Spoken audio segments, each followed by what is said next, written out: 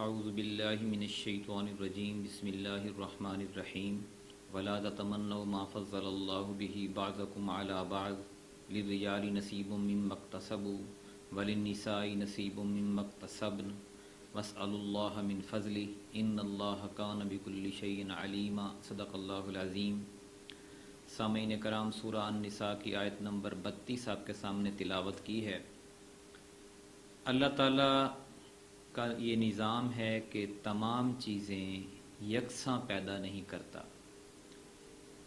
تمام مخلوقات میں فرق رکھا ہے، اور پھر ایک مخلوق کے اندر تمام انسانوں میں، یعنی اس کے انسانی مخلوقات میں تمام انسانوں میں فرق رکھا ہے، ایک جیسے انسان نہیں بنائے، اس طرح جانوروں میں فرق رکھا ہے۔ اور انسانیت کے اندر جو فرق رکھا ہے وہ صرف خوبصورتی کا نہیں، دولت کا نہیں، حسب نسب کا نہیں، بلکہ کئی معاملات میں فرق رکھا ہے۔ ایک شخص کو اتنی صلاحیت دی ہے بولنے کی کہ وہ غلط بات کو بھی صحیح ثابت کر لیتا ہے، اور ایک شخص ہے وہ اپنے دل کی صحیح بات بھی بیان نہیں کر سکتا۔ ایک شخص کو خوبصورت بنایا ہے، اونچا لمبا بنایا ہے، اور ایک شخص کو اللہ تعالیٰ نے دنیا والوں کی نظر میں اتنا خوبصورت نہیں بنایا، کالا بنایا ہے، یا اس کی شکل ایسی بنائی ہے کہ جو بظاہر لوگوں کو اٹریکٹ نہیں کرتی۔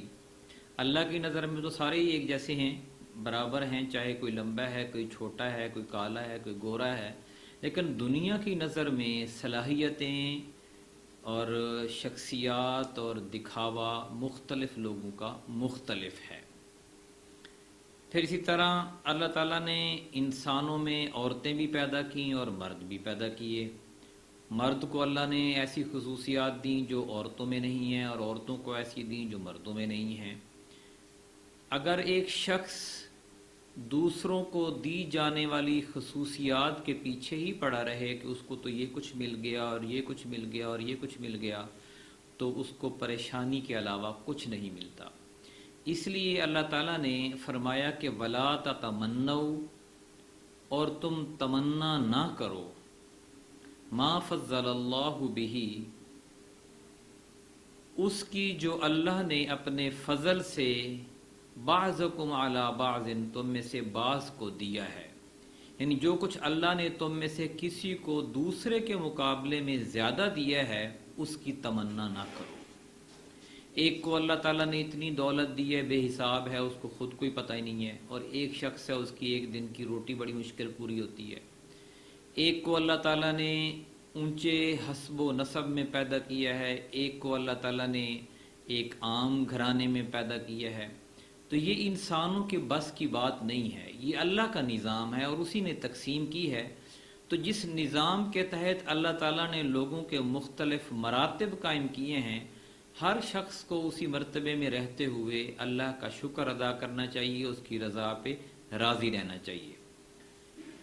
للرجال نصیب مما اکتسبوا، جو کچھ مردوں نے کمایا اس کے مطابق ان کا حصہ ہے۔ وللنساء نصیب مما اکتسبن، اور جو کچھ عورتوں نے کمایا اس کے مطابق ان کا حصہ ہے۔ یعنی آپ عورت ہیں یا مرد ہیں، آپ کو اللہ نے پیدا کیا ہے، آپ کی جنس کی جو ترتیب ہے وہ اللہ تعالیٰ نے رکھی ہے۔ یہ آپ اپنی کوشش سے نہیں بنے، نہ آپ اپنی کوشش سے مرد بن سکتے ہیں نہ عورت بن سکتے ہیں، یہ تو اللہ کا فیصلہ ہے، جس کو مرد بنا دیا، جس کو عورت بنا دیا۔ جو چیز آپ اپنی کوشش سے کر سکتے ہیں وہ ہے نیک اعمال۔ تو نیک اعمال جو بھی کرے گا، چاہے عورتوں میں سے کرے یا مردوں میں سے کرے، اس کو اس کا حصہ ملے گا۔ وَاسْأَلُوا اللَّهَ مِنْ فَضْلِهِ، ہاں اللہ سے اس کی فضل کی دعا مانگتے رہو کہ آپ جس سٹیٹس میں بھی ہو، جس حال میں ہو، جس حصے میں ہو دنیا کے، اور جس